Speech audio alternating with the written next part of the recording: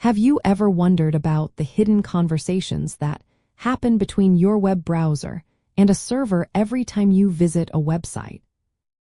HTTP response headers are primarily determined by the web server application, often influenced by server configuration, the back-end programming language or framework, and even the type of data being sent back to your browser. These headers are essential metadata, providing critical instructions about the response content. The journey begins with the web server software itself, such as Apache or Nginx.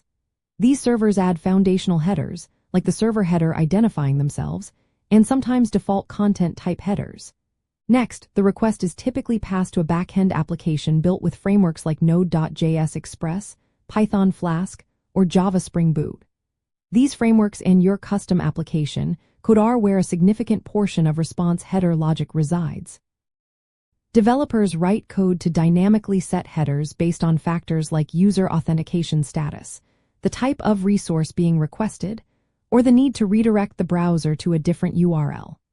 Additionally, intermediate network devices like load balancers or reverse proxies can also add, modify, or remove headers before the response ultimately reaches the client. As a developer, you have direct control over many of these headers. You can explicitly set them within your application code using functions provided by your chosen framework. For instance, you might set a content type header to application/JSON for an API response, or a cache control header to specify how long a browser should cache static assets. Beyond code, server configuration files, like .htaccess for Apache or nginx.conf files, allow administrators to define global or path-specific header rules.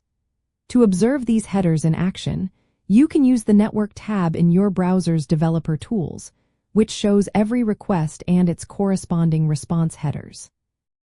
Understanding specific headers like content type is crucial for browsers to correctly render images, text, or execute JavaScript. The cache control header is a powerhouse for performance, telling browsers and intermediate proxies how to store and reuse resources, which can dramatically speed up subsequent page loads.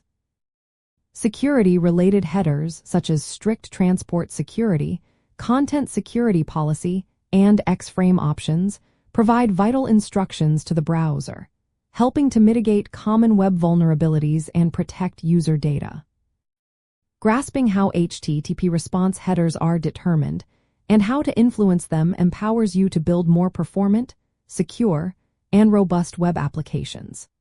It allows you to fine-tune caching strategies, enforce security policies, and ensure that your web server and application communicate effectively with every client, ultimately delivering a better user experience and simplifying debugging. If this helps you code smarter, like, subscribe, and stay tuned for more.